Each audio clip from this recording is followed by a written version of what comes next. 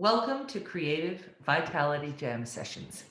Here we have intimate conversations with extraordinary dance and theater artists about reimagining creativity and supporting and building community.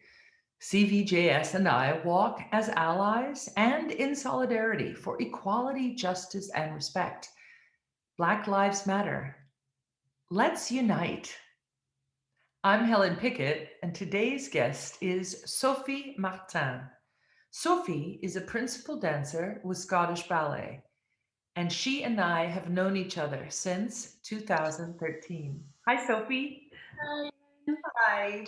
Oh, it's so good to see you. It's been some months, and a lot of big things have happened with you. For example, the birth of your daughter.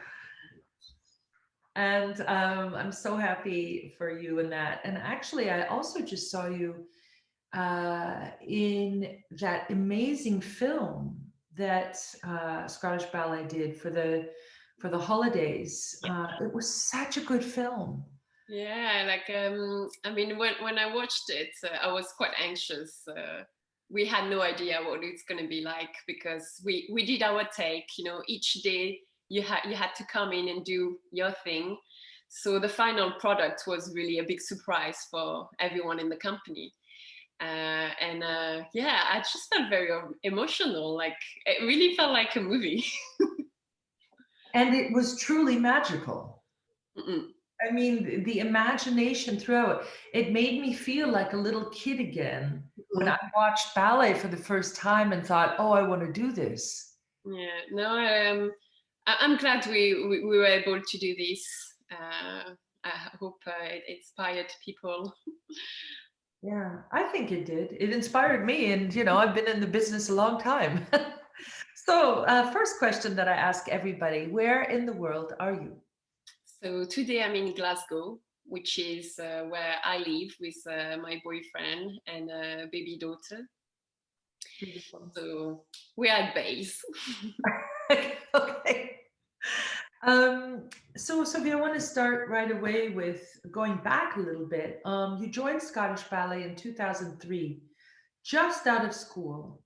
A new director had taken over in 2002. Can you speak about this exciting and creative start to your career? Maybe going back a little bit and how you got to the Scottish Ballet. And yeah, a little bit about that journey.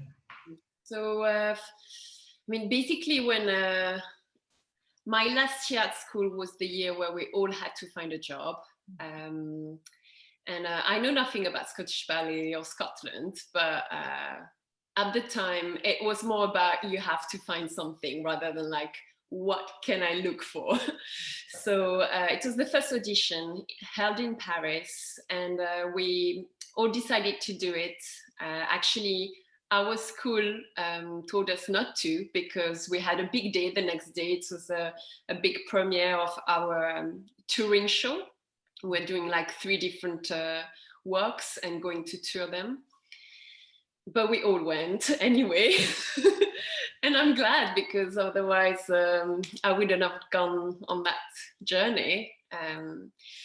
So basically, yeah, I got a job with Scottish Ballet, and the director at the time just joined, and he was able to get 14 new contracts, which is unheard of in the world of dance. Yeah. So I joined with a lot of new people, and not necessarily just people out of school like me. There was 3 new principals, new solists, very different backgrounds. You had 3 dancers who were not classically trained. So it was very inspiring to have all those new people also new to the environment, the city, which made it easier because we all had to discover where we were at the same time. It was very inspiring also to do many different works. So we would do a big ballet every Christmas, but the rest of the time it was often a mixed bill. So it gave lots of opportunities to new dancers like me. Yeah, there is something about, it's funny when you join the people you join a company with, Mhm. it doesn't necessarily mean they're going to become your closest friends, but you have this kind of allyship with them because you both, or the group of you started together, and with so many starting, Yeah. that is such a fortunate uh, tie. It Yeah. ties you, like you just said, you're in it, you're in something new together. Mm. No, Wow. it's amazing because, and sometimes I wonder, like, those people are still some of them still my closest friends, and I don't know if it's like with age, maybe you don't make friendships so easily, but I think it's probably, yeah, the fact that it was new to us, and yeah, a new beginning. Yeah. Yeah.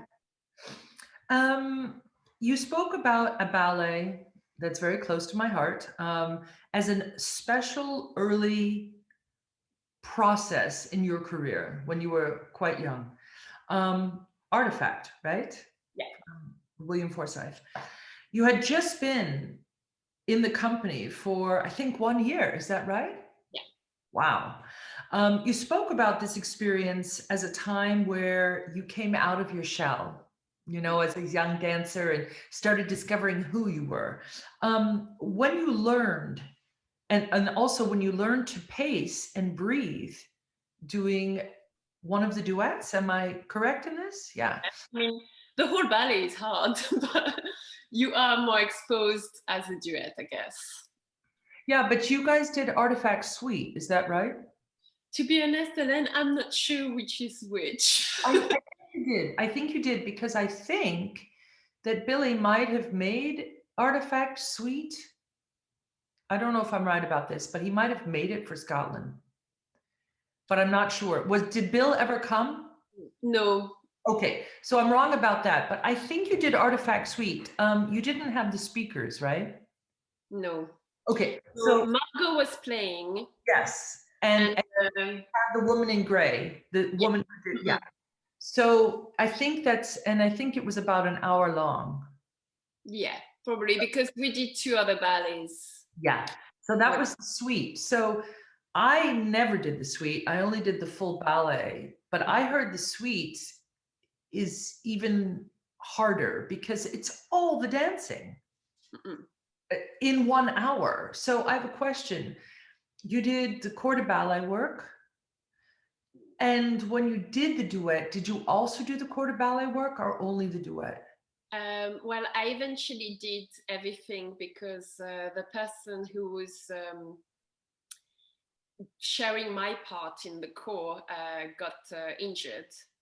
Ah. So basically, one cast I would have done all the core girl stuff, and then the other cast I would do one of the duets, but then eventually I had to do the whole thing. So it was a quick change of Leotard.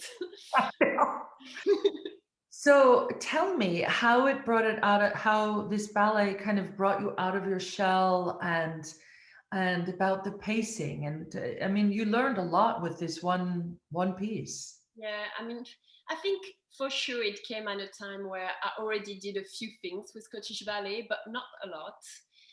And also, it was a year after I joined, so my English was getting better. So I think the whole thing kind of came together at that point. I started to be more busy, so happier, and I could communicate better, which is very important. I think I underestimated how at 18, if you can't be yourself with people, it kind of knocks you down a little bit. It's a time where you should feel confident. Yeah. So I think I think it was definitely, it made me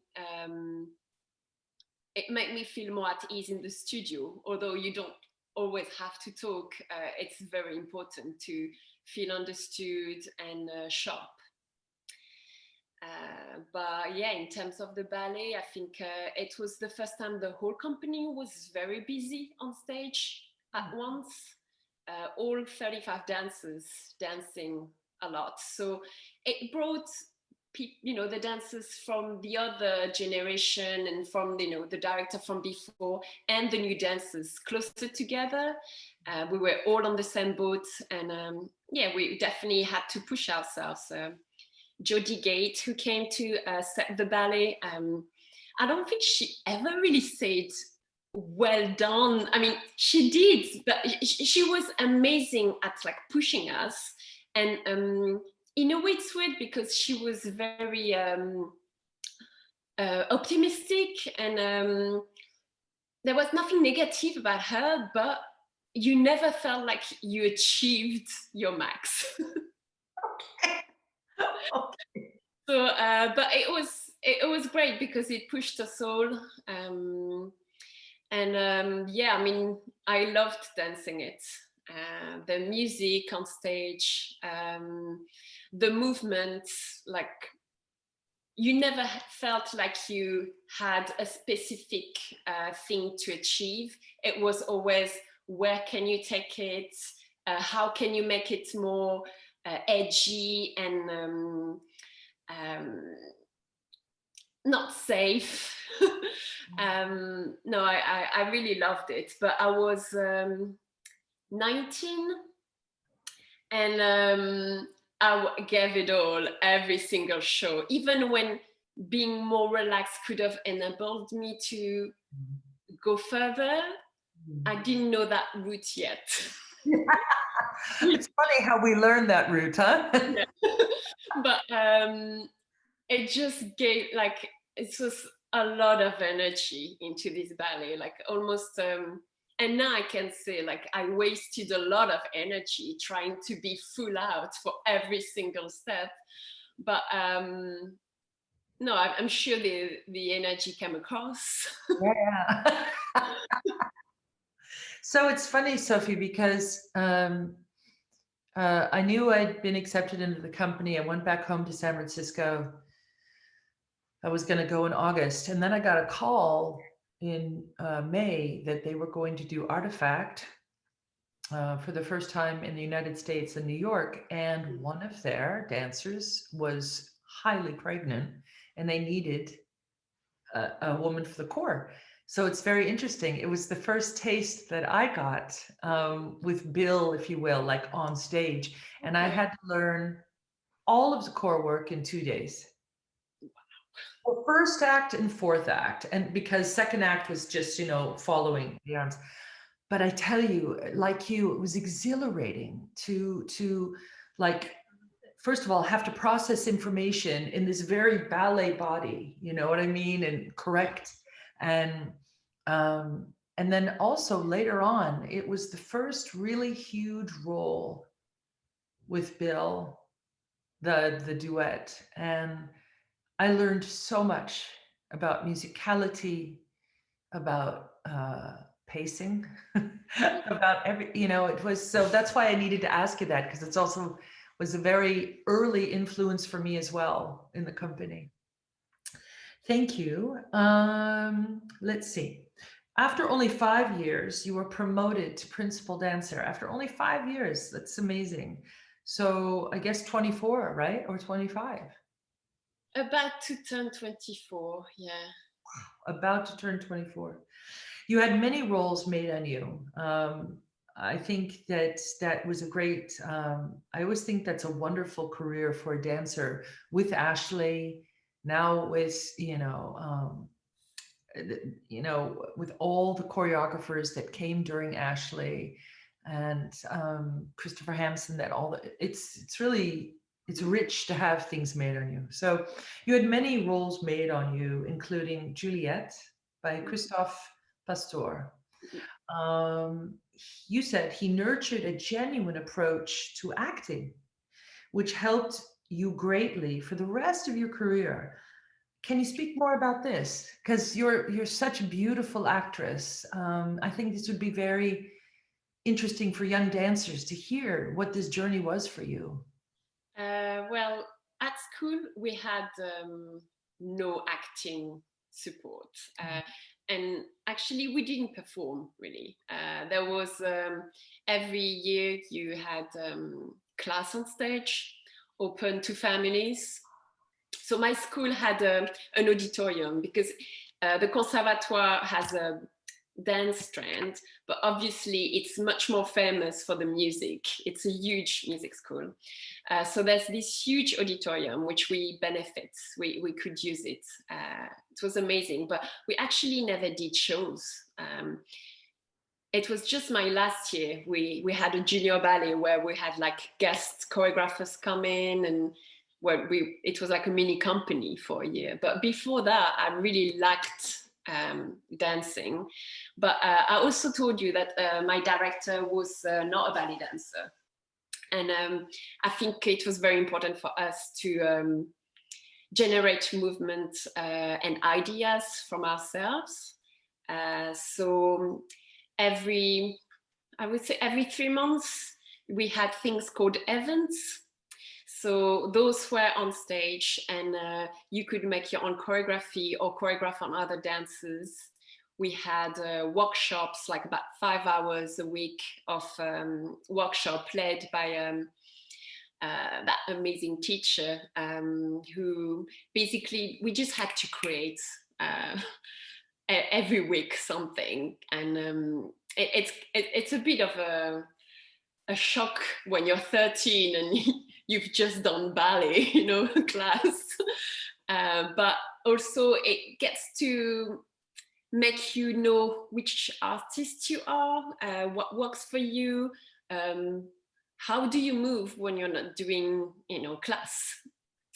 So you get to know yourself a bit. And obviously the contemporary strand seemed a lot stronger in that area, but which was very inspiring for us, the ballet ones. I think it was, it was lacking, basically, the acting. I felt like I didn't really go on stage for 5 years. When I got to Scottish Ballet, I did Sugar Plum, I did Cinderella, I did Sleeping Beauty. And obviously, in the studio, I was really shy. I didn't know how some of the principals could just, light up in the studio, like right after class. And I was just trying to inspire myself from them, which was, it's a great way to do it. But also I was my approach was, what do I want to look like from the outside? What am I supposed to look like when I'm happy, look like when I'm sad? So it was all very outer shell. Yeah. And, obviously the coaches, they're really good at helping you, but also maybe they thought I was the kind of dancer that only does it on stage. But it's really something that froze me at the beginning. Came Romeo and Juliet, which was made on me, and that probably helped. I had no one to look at. I think what helped, first of all, is I could really relate to the role.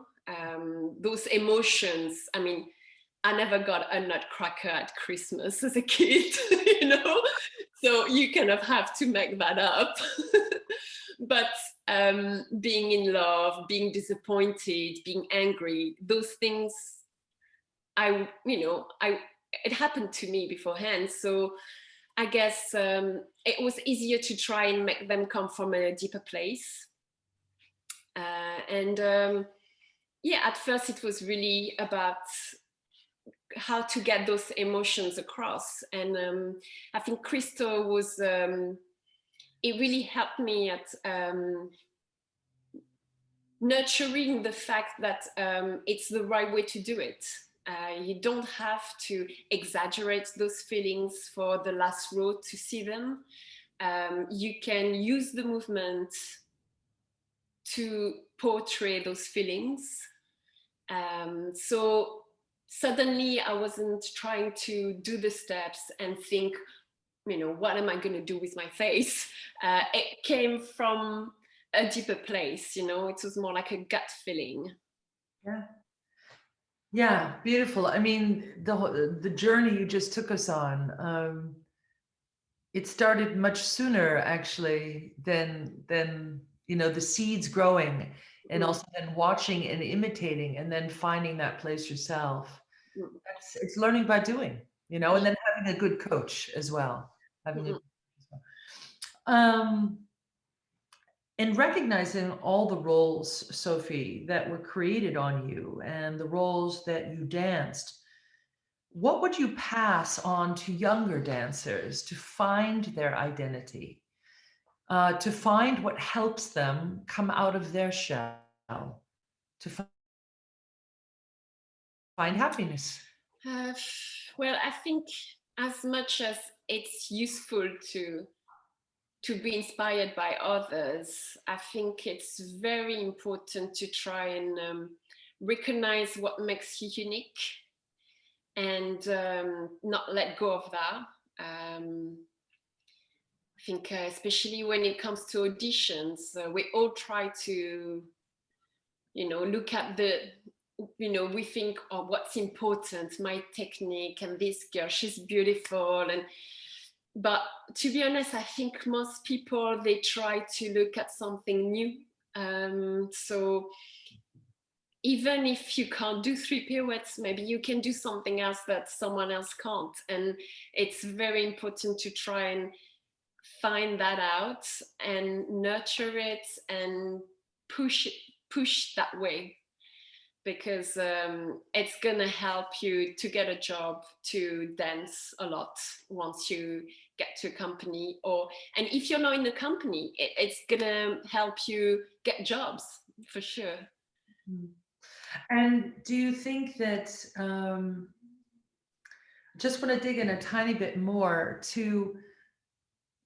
for a young person to find or start to find an identity, what do you think is 1 or 2 ways? Because for some people, you know, even that question is so huge.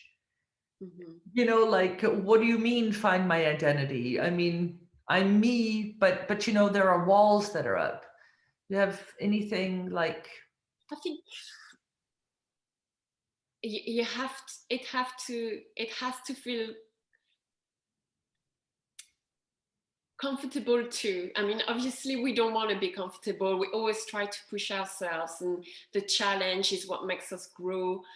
But it shouldn't feel forced. It shouldn't feel like it's not you. I think you have to find that debate basically, and push yourself beyond what maybe you think you can do, but it still has to feel like it's your choice. And a very technical example, if you don't have the underarm, you can't do certain things, and this is not going to change how well you can do a step. I think you just have to find a different way to do it. And it's the same in general as an artist. You just have to go around sometimes. I mean, it's hard because I just train as a teacher, and I feel like I can't say that too much because everyone's gonna cheat, but It's not cheating. That's why I wanted to hear from you. I don't consider it cheating. I use the word more and more now. I came to this word because, like you, I try to find the thing in a dancer that's going to make them go, aha. And I just use the word negotiate. It's not cheating. It's what you just said. I mean, that is being an artist. If you nobody has every perfect thing. Nobody has perfect technique. Nobody has perfect everything. Some people have, more physical things, but we all have to figure out what works for us, So I just wanted to hear more from you. Beautiful. I love what you said. You have to find this debate. You have to figure it out. You have to debate with yourself in a way. It's beautiful. Thank you. It's very important who you have around you, obviously, at that time. So it kind of it's a luck thing also, where you are at that stage of your journey. Yeah, that's true. Yeah. While you were in school, you spoke about wanting to go to the contemporary route instead of into ballet. You and your best friend, Sophie from Barry, she's been on the show, beautiful choreographer.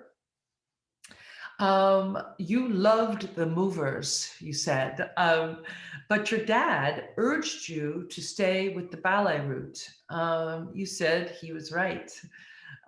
You have had improv. Now, I thought this was interesting. 5 hours a week. You spoke a little bit about this, and you had a ballet teacher who reinvented how to learn dance. I mean, talk about luck. This kind of person that's teaching you, right? I wonder who was that teacher, first of all? It was Wilfried Piolet. She was a Paris Opera Ballet principal in the 60s, 70s. Okay. And she taught at the Conservatoire. Beautiful. Yeah, basically, she started to find this new, like, to rethink how to train the body, basically, after working with Merce Cunningham. He came to Paris Opera to do a creation on them, and he insisted that all dancers in the company had to do his class, his training. So the thing is, not all the company was working with him right after. And in my ballet teacher's case, one day she had Swan Lake right after that class. So you can imagine it's like bare feet, in the center. Oh, Cunningham is hard. It's really hard technique. Yeah. So, and right after she had to do Swan Lake. But basically she said, I never felt so good after his class. And maybe it was a bit of a shock to put your pointe shoes on and go and do Act 1 or Act 2 Swan Lake. But she said she was especially aware of what was around her, herself. She just felt like warm, but the whole thing, not just the feet, not just flexible. She felt ready to go on stage, basically. And she said, from that moment, she decided to not do bar anymore. So in her classes, we don't do bar. We go on the center in our pointe shoes, and we warm up the whole dancer all at once. Do you think do you think this also will affect you because you've gotten this training diploma as a teacher now, right? Yeah. Do you think that this will somehow come into your classes as well? Oh yeah, definitely. But I mean, anyway, I think now, the ballet world is changing. People are, wondering why we get injured, why some people have more stamina than others, although maybe on papers, on the computers, it's not. Yeah. I think it's, the approach of the movement has a lot to do with that. And she was just 40 years ahead of her time, I think. Exactly. But it's really, I think it made me more autonomous as an artist. I am, we didn't rely on the mirror. It was all about sensations and what the body is supposed to do and when. Very physiological. I think it was an eye-opener. Boy, she really was way ahead of her time. Yeah. I mean, what a brilliant woman. Yeah. I wish she was more known, because this is like, it's the first time I've heard her name. I wish I took notes every single day after her class, because I remember some of it, but a lot got lost. I think I thought I'll buy her books, like when you're 13, you just think things are gonna, you're gonna remember everything and you're just gonna do it all day, every day. But it's true, then you join a company, and as long as, you know, as much as I tried to just keep in mind the way she was teaching us how to warm up, obviously I was not going to join Scottish Ballet and be like, by the way, I don't do class with you guys. So, you know, I just kept it quiet, but it's just a very efficient way to do the movement and drop the bad energies that, you know, I mean, I'm gonna give like an example, but like piqué arabesque, looking at yourself in the mirror, the energy is wrong, you know, there may not be any transfer of weight, you don't really pique onto your foot, you're kind of like going but checking how far your leg's gonna go. I think we have to go back to what is a pique, you know, what's the energy, and then later you refine, but well, I mean, sorry, but I so believe in what you're saying. It's from the inside out. It's the sensation. It's finding your way through the sensation, not through. I mean, I think you're going to be a brilliant teacher. I had an idea about maybe retrieving some of the information from your teacher.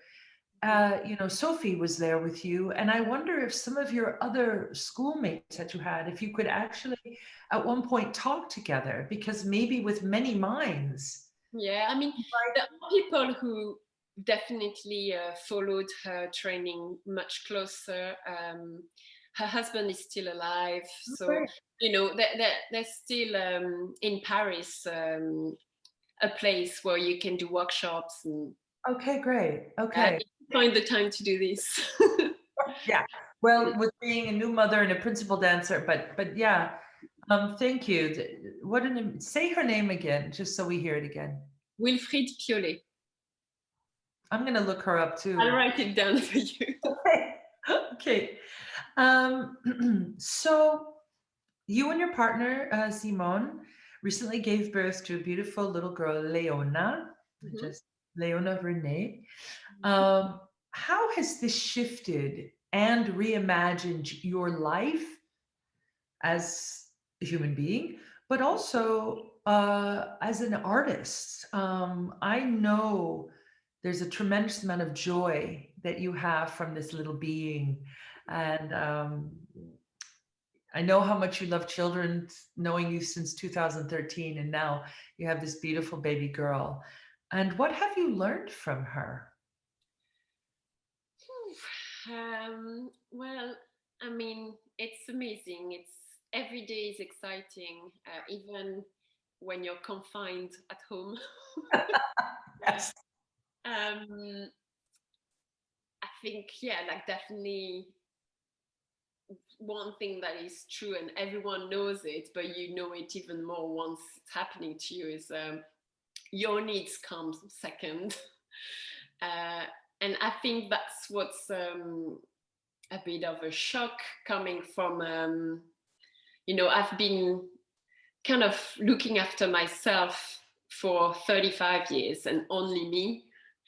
As a dancer, you have to look after yourself very well if you want to be successful, and also very, you know, if you want to have the best chance as, you know, exploring your potential as a dancer, you have to really, yeah, look after yourself. And I think that's what's challenging right now is if you don't have time to do that for yourself, like how is it gonna reflect on stage, basically. At the moment, I haven't really had so much trouble because obviously COVID happened. Yeah. So it's tricky. We're not back on stage yet, but you know, I got all that time with my little girl. I was there for a full year with no childcare, so it's 100% parenting. Wow, what a gift to your child, though, too, right? And to you. Yeah, it's amazing. I mean, now I feel like she could definitely benefit from being around other kids. Yeah. So I'm looking forward to having her at nursery, but until this is possible, because nurseries are closed. Yeah, right. Well, two people like me. I'm not a frontline worker, so we're not able to put her at school. Yeah, I'm just making the most of it, because time goes by very quickly. Yeah.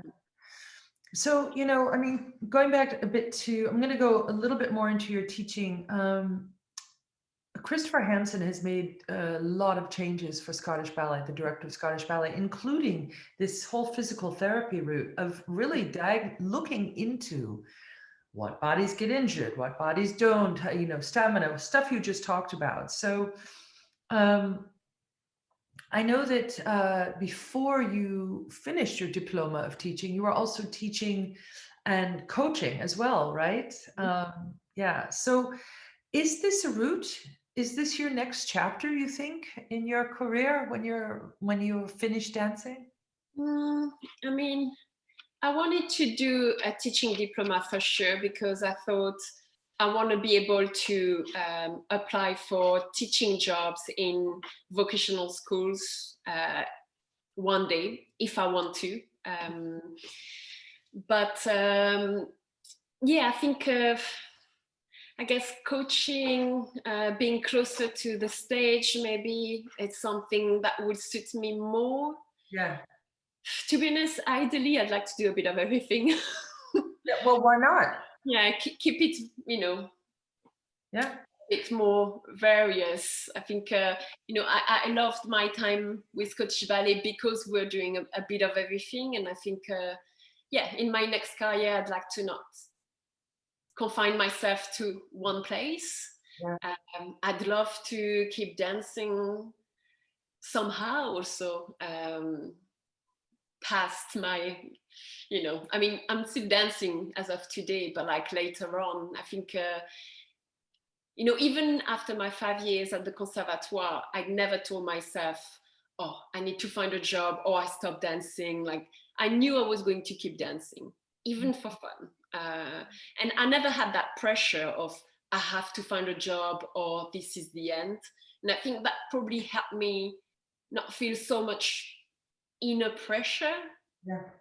And I think it's important to be able to know that you're dancing for yourself also, not because you liked pleasing the teacher, or because you get to a school and suddenly you forget why you're there.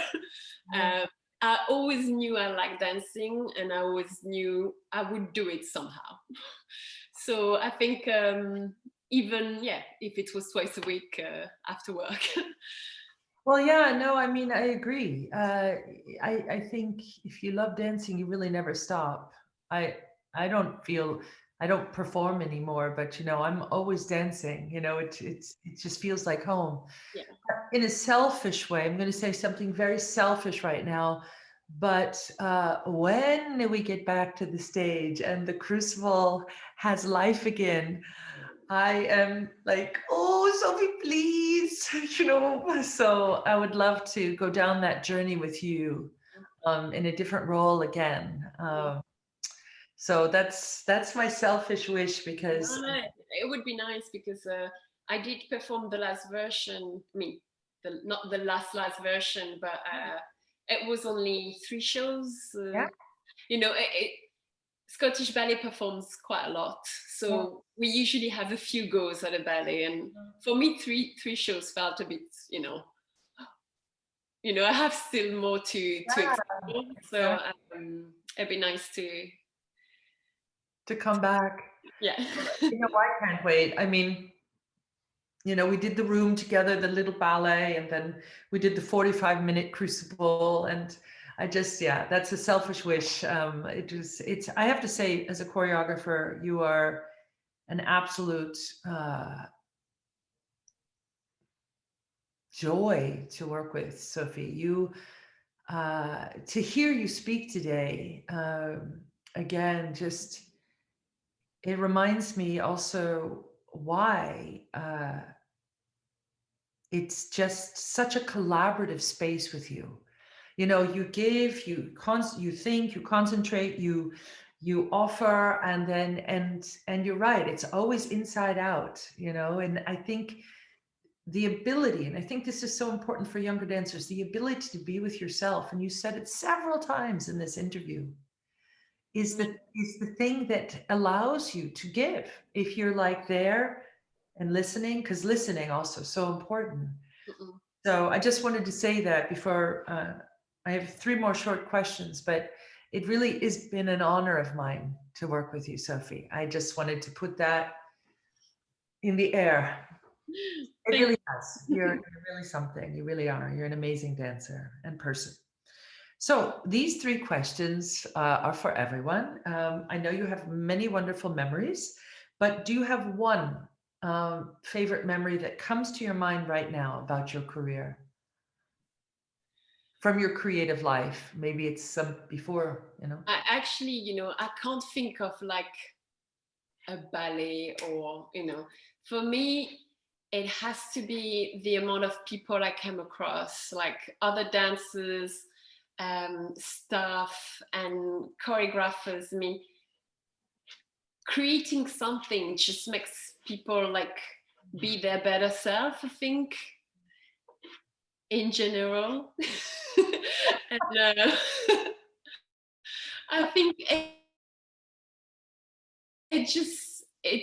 it's incredible. And I think especially like later in your career, and now we're not performing or we're just training at the moment, really, you know, it's important to remember like how lucky, you know, my career was. And you know, I was about to say my life, you know, it's just it's not a job.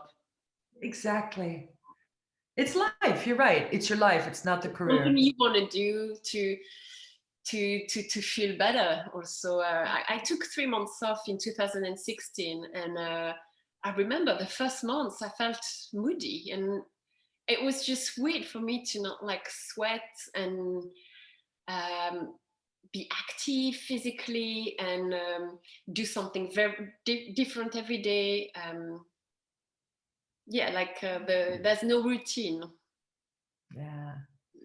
Nothing to get stuck. Yeah, that's the beauty of art, right? Yeah. And you've spoken a lot about this, but do you have one particular insight, something that you can share about living a creative life?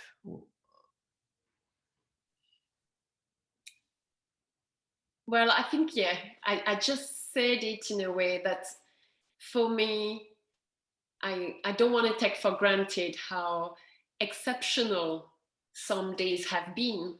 And in a way, what we could add is it's not always incredible. There are sacrifices to this. You know, I'm a mom now, and I wonder, you know, how much longer I will feel okay with the fact that Leona's grandparents are far away.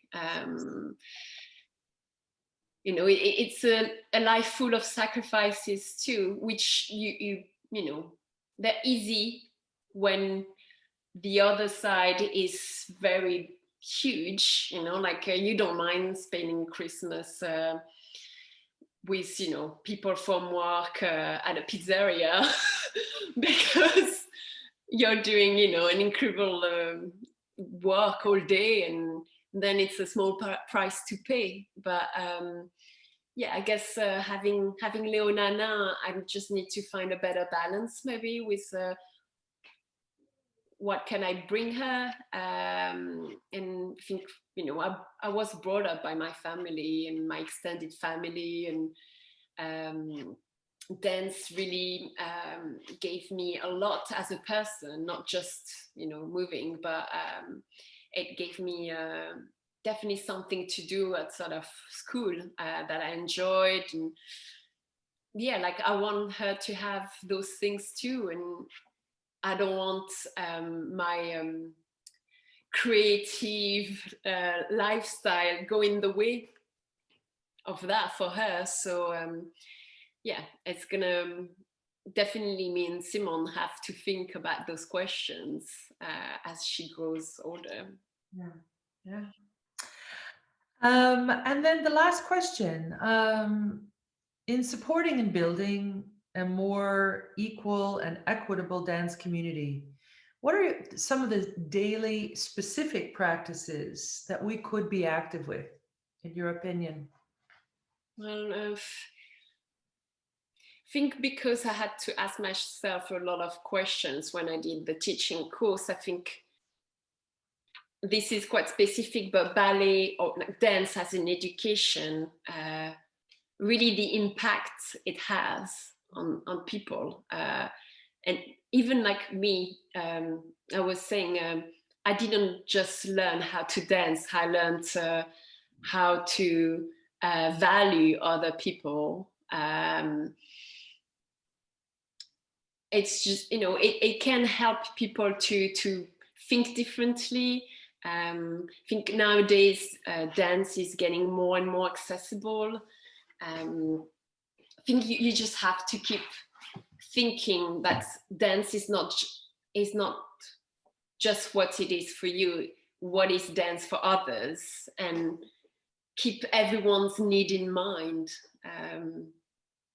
But I think that's my teaching mind telling me that. But I think as a choreographer too, I guess you know, it's an exchange. So I'm sure it's probably easy to think I need to create this ballet, but if you try to have it created from the other people also, it's just to keep that in mind, because it's gonna feed you, and it's gonna that's how things work. So in the bigger scale, a director also think just remember like others' needs can, you know, really create a purpose. Yeah. Oh, Sophie, what a wonderful chat. You know, I've said so many times that I started doing this. I think you're either the 60th interview or the 59th. And I started doing this, for a couple of reasons. But one of the reasons was so I could, in this time of isolation, have these conversations with artists all over that, that I've known throughout the years. Thank you so much for this very generous, warm and open conversation. There is a small bio from you on the description page that will be with the video, but is there another place that people could maybe find out more about you? Are you on Instagram? Yes, I am on Instagram. Sophie the dancer is on Instagram. Okay, good. And then, of course, they can go to the Scottish Ballet website to find out more about you as well. And that website is really fantastic. If people who are watching haven't been, it's a really fantastic website about dance in general, but you learn so much and see so much on the Scottish Ballet website, including Sophie. We have new guests every week, and our next interview will feature a very good friend of mine, Stephen Galloway, creative consultant, go-to creative movement director, costume designer, and choreographer. Thank you, Gracie, so much for all your help. Thank you to the beautiful dance world that has given me and us so much. And Sophie, I hope to see you sooner than later. I wish you all the best. And thank you so much. Thank you. Bye.